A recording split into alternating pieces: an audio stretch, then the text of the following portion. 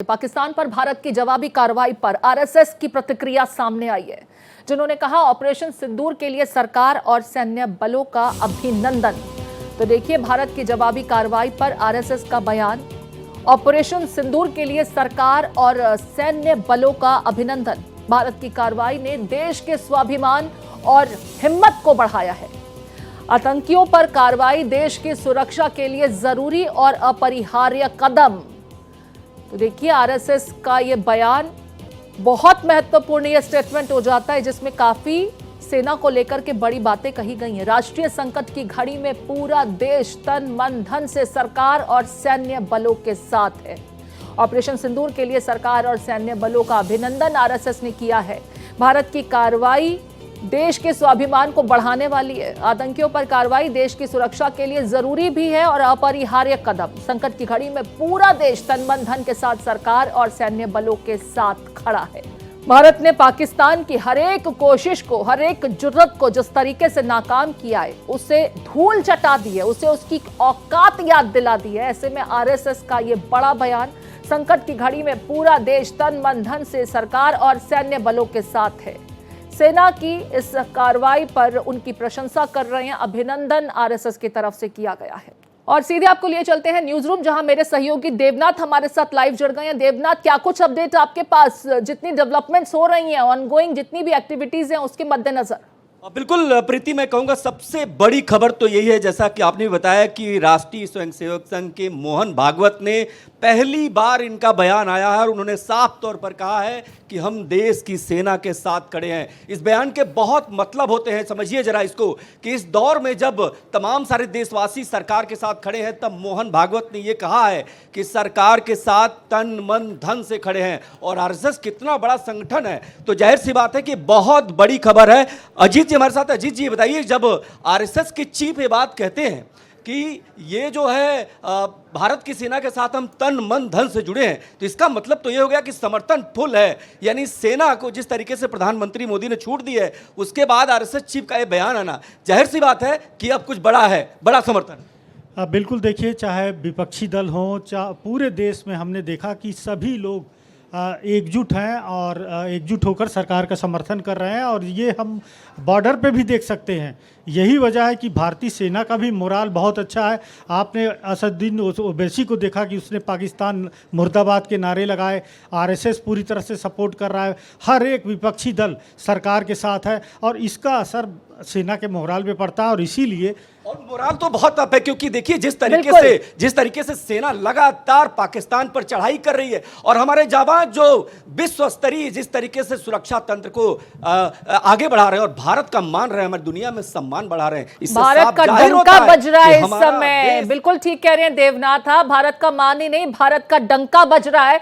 पाकिस्तान ने एक नहीं, दो नहीं, दर्जनों अटैक किए और जिस प्लानिंग के साथ हमास का बैकअप था, हमारे साथ लगातार मेहमान भी बने हुए हैं भार्गव जी, जिन्होंने कहा कि ये काफी समय से चल रहा था, लेकिन शुरुआत में लगा कि हमास जो है वो अपने लिए मदद और अपने लिए सहानुभूति की शायद उम्मीद कर रहा है पाकिस्तान से, एक मुस्लिम देश होने के नाते। लेकिन नहीं, वो भारत के विरुद्ध किसी बड़ी साजिश को सपोर्ट करने के लिए आईएसआई के साथ लगातार बैठ के कर रहा था। उनकी भी ट्रेनिंग, उनकी भी तमाम तैयारी हमारे S-400 ने धराशायी कर दी।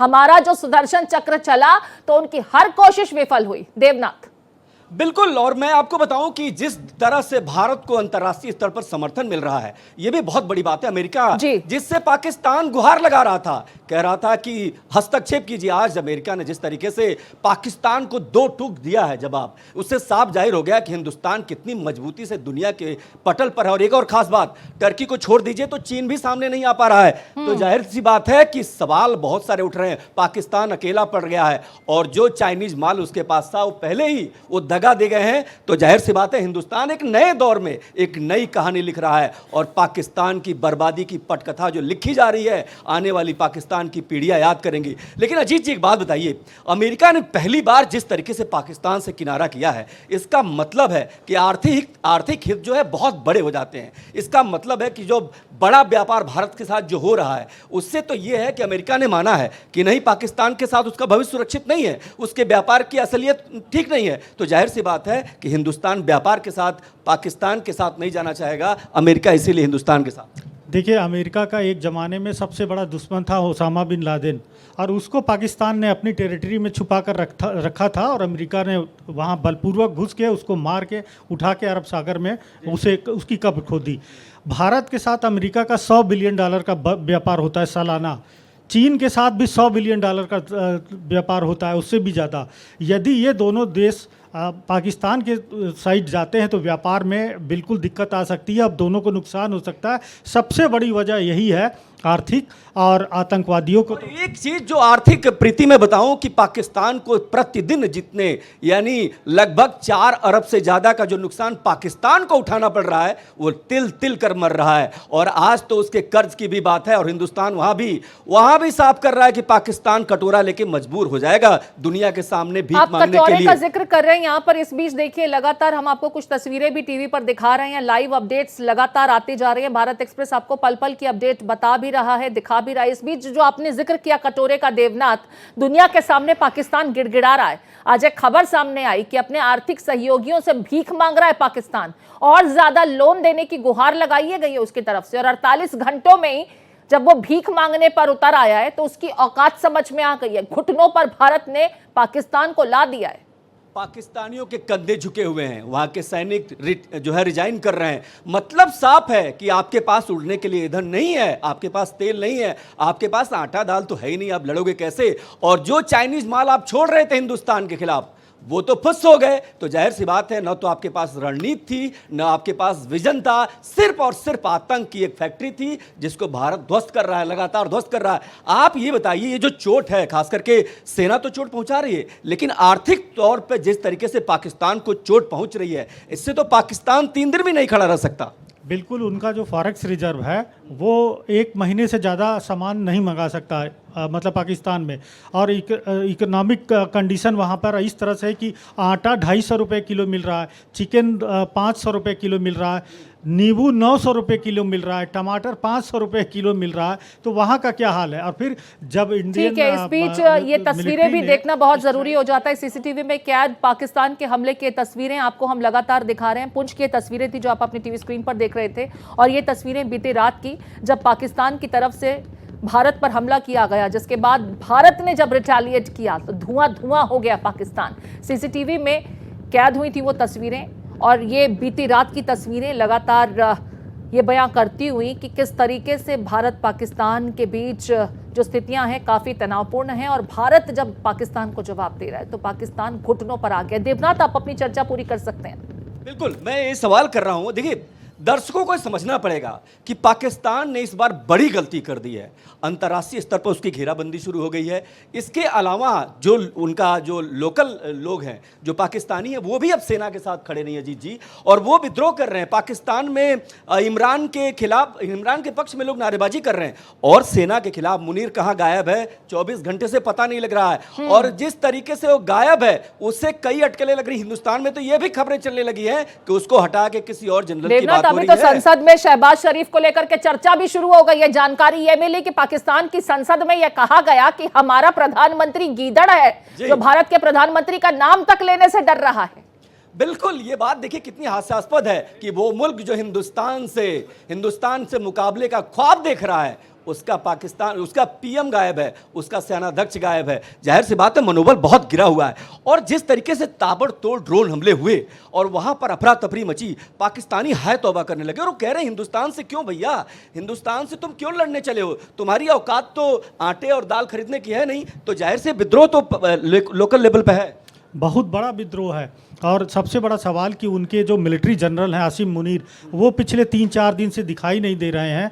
कल सोशल मीडिया पे एक बड़ा र्यूमर था कि उन्हें अरेस्ट कर लिया गया है और शमशाद मिर्जा नए जनरल बन चुके हैं। हालांकि इसकी पुष्टि नहीं हो पाई है, लेकिन कुछ न कुछ तो ज़रूर गड़बड़ हुई है। इसीलिए वहाँ के जो बड़े जनरल हैं, जो बड़े, ऐसा भी हो सकता है कि वो विदेश भाग गए हों, क्योंकि अपने परिवार को वो पहले ही भगा चुके हैं। ऑस्ट्रेलिया, कनाडा, यूरोप और तमाम जो है आर्मी जनरल्स के जो फैमिली है, जो बड़े नेताओं के परिवार है, सब लोग जो है चले गए, क्योंकि उनको लग गया कि भारत अब की बार घुसेगा तो बहुत नुकसान करेगा। प्रीति, एक बात मैं और जरूर दर्शकों से बताऊंगा जी। कि जिस तरीके से एयर डिफेंस की चर्चा पाकिस्तान कर रहा था कि जैसे ही हमारे अंदर कोई घुसेगा हम ढूंढ के मारेंगे, लेकिन देखिए ड्रोन जाते हैं, उनका एयर डिफेंस काम नहीं करता। हमारी मिसाइलों का मुंह उनकी तरफ होता है, उनका एयर डिफेंस काम नहीं करता। तो सवाल ये उठता है उनके पास कोई एयर डिफेंस सिस्टम है भी या नहीं। यहाँ पर इस समय हम दो तस्वीरें दिखा रहे हैं देवनाथ, जैसा कि आपने जिक्र भी किया। पहली तस्वीर 8 मई 2025 यानी बीती रात की है, जब भारत ने पाकिस्तान पर बमबारी शुरू की ना, अपने मिसाइल्स दागने शुरू किए, तो पाकिस्तान का एवाक सिस्टम जो है वो पूरी तरह से नष्ट हो गया है। और जो मेरी जानकारी मिल रही है, जो तमाम एक्सपर्ट्स बता रहे हैं कि पाकिस्तान के पास ऐसे 2 ही सिस्टम थे जिसमें से एक भारत ने पूरी तरह से खत्म कर दिया है, बर्बाद कर दिया है। इससे पहले उनका एयर डिफेंस सिस्टम हम तबाह कर ही चुके हैं। जो तस्वीरें सामने आई, धुआं धुआं पाकिस्तान। और दूसरी तस्वीर, आज एक बार फिर बीएसएफ ने पाकिस्तान के द्वारा जो आतंकियों को इन्फिल्ट्रेट कराने की कोशिश की जा रही थी, उसे भी नाकाम किया है। तो हमारी जो मुस्तैदी है, हमारा जो सुरक्षा तंत्र है और जो हमारी ताकत है, पाकिस्तान आज उसे समझ चुका है, उसका स्वाद चख चुका है। शायद उसकी जो लगातार जुर्रत थी, उसकी जो कोशिश थी, वो ये स्वाद चखने की थी। अब शहबाज शरीफ खुद तो कहीं बंकर में जाकर के छिप गए हैं, उनके देश में विद्रोह शुरू हो गया है, गृह युद्ध जैसे हालात शुरू हो गए हैं। और इमरान खान का आप जो जिक्र कर रहे हैं, मौका परस्त इमरान खान के जितने भी समर्थक हैं वो भी सड़कों पर उतर आए और वो कह रहे हैं कि हम इमरान खान को वापस सत्ता में लाने की कोशिश कर रहे हैं। कितने फाड़ बटेगा पाकिस्तान इस बार अपनी इस जुर्रत के चलते, वो खुद भी अब समझ नहीं पा रहा है। चाहे मुनीर की बात कर ले, चाहे शहबाज शरीफ की बात कर ले। देखिए, कई बार होता है कि कबूतर बिल्ली को देख करके आंख बंद कर लेता है और उसे लगता है कि बिल्ली देख नहीं रही है। पाकिस्तान की हालत कुछ इसी तरीके से है, उसने अपनी आंख बंद कर ली है और हिंदुस्तान दुनिया के नक्शे पर एक ताकतवर मुल्क के रूप में स्थापित है। और आज जिस तरीके से भारतीय सैनिक हमला कर रहे हैं, जिस तरीके से जवाब दे रहे हैं पाकिस्तान की आतंकी हरकतों का, और एक मुल्क के तौर पर जिस तरीके से कायराना हरकत है उसकी, इन सब के बीच आपका सवाल बहुत लाजमी है। अजीत जी, ये बताइए कि आज हिंदुस्तान दुनिया का सबसे बड़े मुल्क के रूप में सामने आया है और आज दुनिया ने भारत की ताकत देखी है। हमने जिस तरीके से मिसाइलों से एकदम बिल्कुल फिक्स पॉइंट पर अटैक किया, उससे साफ जाहिर होता है कि हिंदुस्तान के पास वो तकनीक है जो अमेरिका और इजराइल। आप देख लीजिए, उपराज्यपाल मनोज सिन्हा पहुंचे हुए हैं और लगातार लोगों से मिल रहे हैं। देखिए, यहाँ पर लोगों को जहां सुरक्षित जगहों पर शिफ्ट किया गया, पाकिस्तान द्वारा की जा रही लगातार शेलिंग के बीच यहाँ पर जो इलाके के बाशिंदे हैं उन्हें सुरक्षित जगहों पर शिफ्ट किया गया है उनसे मिलने के लिए। और जो इंतजामात किए गए हैं, क्या वो मुकम्मल हैं कि नहीं है। उपराज्यपाल मनोज सिन्हा हर एक स्थिति का जायजा लेते नजर आ रहे हैं। शेलिंग के दरमियान जो घर नुकसान जिन्हें पहुंचा, जो लोग जख्मी हुए हैं, उनकी सुध लेने पहुंचे।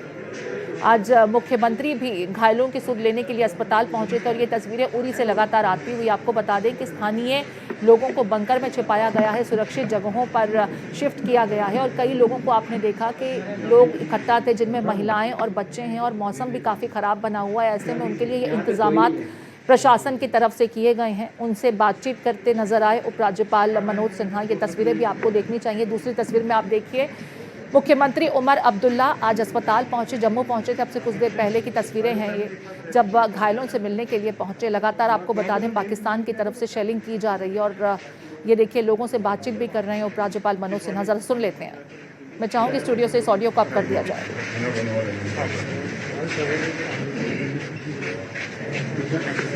ठीक है, यहाँ पर लगातार देखिए अधिकारियों से, डॉक्टरों से भी, यहाँ पर इन तस्वीरों में कुछ नर्सेस भी दिखाई दी, डॉक्टर्स भी दिखाई दे रहे हैं। जो लोग जख्मी हुए हैं, मामूली रूप से जो जख्मी हैं, उन्हें बंकर्स में जहाँ छिपाया गया है, उनको खाने पीने का सामान मिल रहा है कि नहीं मिल रहा है, वो भी इंश्योर करने के लिए जो स्थितियाँ वहाँ पर बनी हुई हैं।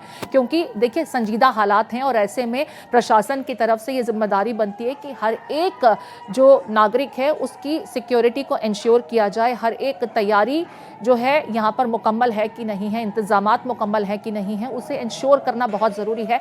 मुख्यमंत्री आज अस्पताल में पहुंचे और ये तस्वीरें जो बीती रात की लगातार आप देख भी रहे हैं, भारत एक्सप्रेस आपको लगातार ये तस्वीरें दिखा रहा है। एक तरफ सायरन बजते गए और वहीं दूसरी तरफ पाकिस्तान की तरफ से जितने अटैक किए गए, जितने ड्रोन लॉन्च किए गए भारत के विरुद्ध, हर एक ड्रोन को हमारे S-400 ने न सिर्फ हवा में ही नष्ट कर दिया, बल्कि पाकिस्तान को बता दिया कि भाई चीनी माल पर भरोसा करोगे तो कुछ होने हवाने वाला है नहीं, बल्कि तुम्हारी औकात पूरी दुनिया के सामने उजागर हो जाएगी। और ऐसा हुआ भी। पाकिस्तान आज कटोरा लेकर के खड़ा है अपने इंटरनेशनल पार्टनर से कह रहा है कि भाई हमें मदद दे दीजिए, हमें ज़्यादा लोन की ज़रूरत है। अब सवाल कोई उनसे पूछे कि भाई तुम लोन लोगे लेकिन तुम इस्तेमाल तो आतंकवाद के लिए ही करोगे, क्योंकि आपके देश की सेना, आपके देश की सल्तनत से जुड़े हुए लोग आतंकियों के जनाजे में उनके साथ खड़े थे, उन्हें कांधा देते नजर आए। भारत ने पाकिस्तान को उसकी औकात बता दी है, लेकिन पाकिस्तान है कि मानता नहीं, लगातार हिमाकत जुर्रत कर रहा है। जब तक लगता है पाकिस्तान अपना दुनिया के नक्शे से नामो निशान बिटा नहीं लेगा, तब तक वो बाज नहीं आएगा। इस बीच लगातार देखिए भारत की सेना का शौर्य का परिचय कैसे इन तस्वीरों के जरिए सामने आता हुआ। हमने हर एक अटैक को हवा में ही नष्ट किया। पाकिस्तान के JF-10, JF-17 ये जो जेट्स थे उन्हें हमने किस तरीके से नष्ट किया, उनके 3 जेट्स को हमने तबाह किया है। जितने एरियल अटैक हुए उसे हवा में ही नष्ट किया, मार गिराया गया। एक पायलट भी जो हैं वो प्रिजनर ऑफ वॉर हैं, उन्हें बंधक बनाया गया है, उन्हें जिंदा पकड़ा गया है। लगातार देवनाथ भी हमारे साथ बने हुए हैं। इस बीच देखिए किस तरीके से सीमावर्ती इलाकों में जो लोग मौजूद थे, कल कंप्लीट ब्लैकआउट देखा गया और जम्मू कश्मीर रीजन में कल पूरी रात ब्लैकआउट ऑब्जर्व किया गया है। एहतियातन पाकिस्तान की तरफ से जितनी जुर्रतें की जा रही थी, क्योंकि पाकिस्तान को लोकेशन पता लग जाती रोशनी की वजह से, लिहाजा ये ब्लैकआउट ऑब्जर्व करना बहुत जरूरी हो जाता है। देवनाथ मेरे साथ लगातार बने हुए हैं, अजीत बने हुए हैं। अजीत, आज एक महत्वपूर्ण बैठक भी हो रही है केंद्रीय गृह मंत्री अमित शाह के आवास पर, जिसमें BSF के CISF के अधिकारी भी मौजूद हैं, NSA भी मौजूद हैं और कहा यह जा रहा है कि इंटरनल सिक्योरिटी को भी इंश्योर करना इस समय बहुत जरूरी हो जाता है। लिहाजा ये समीक्षात्मक बैठक बहुत महत्वपूर्ण है। बिल्कुल, मैं सवाल इनसे कर लेता हूं। इसके पहले जिस तरीके से सात आतंकियों को BSF ने मार गिराया है, ये भारत के लिए बड़ी कामयाबी है और इसके लिए BSF के जवानों को सैल्यूट है। आप ये बताइए जरा कि अमित शाह ने बैठक की है, इस बैठक के बाद क्या रूपरेखा बन रही है पाकिस्तान के साथ? हम किस दौर में, आंतरिक सुरक्षा को लेकर के बड़े सवाल भी रहेंगे क्योंकि बड़ी चुनौती रहेगी, क्योंकि पाकिस्तान लगातार इस तरीके की हरकत कर रहा है। क्या बात हुई होगी? देखिए, पैरामिलिट्री के सारे DG थे और NSA थे, डोभाल और गृह मंत्री, और देश भर में जो स्थिति बन रही है इस समय, चूँकि निश्चित तौर पर ये झड़प जो है युद्ध की तरफ जा रहा है, तो ऐसे में देश में क्या हालात हैं, किस तरह की सुरक्षा चाहिए, चूँकि बॉर्डर हब में कितने हालात किस तरह से ख़राब हो रहे हैं, तो वहाँ पर पैरामिलिट्री किस तरह से वहाँ पर इंटरनल सिक्योरिटी में कंट्रीब्यूट कर सकती है। भाई आर्मी इंगेजमेंट में है, पैरामिलिट्री नहीं इंगेजमेंट में। पैरामिलिट्री का काम है इन्फिल्ट्रेशन, बिड फॉइल करना, और आज किया गया है। सीधे देखिए 7 पाकिस्तानी आतंकियों को BSF के जवानों ने ढेर कर दिया और ये बड़ी कामयाबी है देश के लिए। और सबसे बड़ी बात यह, प्रीति, एक और बात मैं जोड़ना चाहूंगा, जिस तरीके से आपने कहा कि एक प्रोपेगेंडा वार चल रहा है, पाकिस्तान लगातार झूठी खबरें फैला रहा है, इसलिए हिंदुस्तान को भी चाहिए कि ऐसी खबरों से बचना चाहिए। और दूसरी चीज ये कि हम कोई भी ऐसी इंफॉर्मेशन, जिस तरीके से हमारी गाइडलाइंस आई है हमारे सबके लिए, तो उस गाइडलाइंस का अनुपालन करना भी बहुत जरूरी है, क्योंकि ये इतना सेंसिटिव इशू है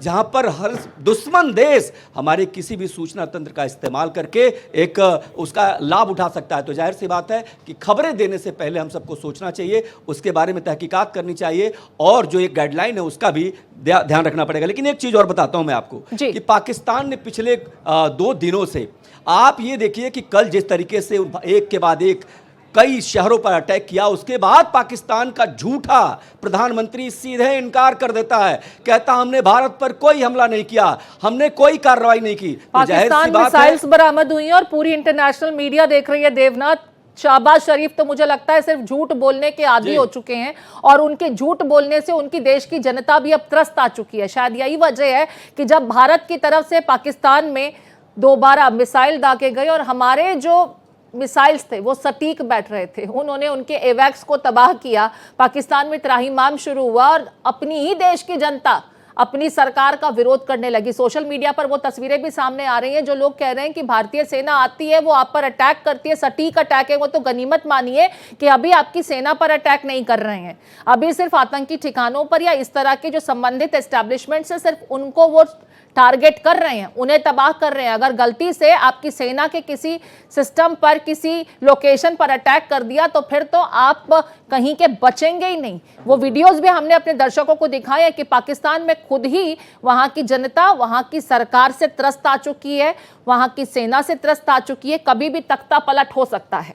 बिल्कुल, और तख्ता पलट की खबरें कल से ही चल रही है। प्रीति, एक बात और भी है, देखिए विश्वास की बात आपने की, पाकिस्तानियों को भी यकीन नहीं है अपने इस हुक्मरान पर, पाकिस्तानियों को भी अपनी सेना पर यकीन नहीं है। और आपने जिक्र किया किस तरीके से एक सांसद कहता है कि डरते हैं मोदी का नाम लेकर के, और कल रोने वाली तस्वीर भी एक सांसद की आई थी। तो जाहिर सी बात है हिंदुस्तान का जो बुलंद इरादा है, जो हिंदुस्तान की बुलंद कार्रवाई है, जो सशक्त बलों ने जिस तरीके से सेना ने शौर्य दिखाया है, उसके बाद पाकिस्तान के हौसले बुलंद है। पाकिस्तानियों के चेहरे मुरझाए हुए हैं, पाकिस्तान में मातम है।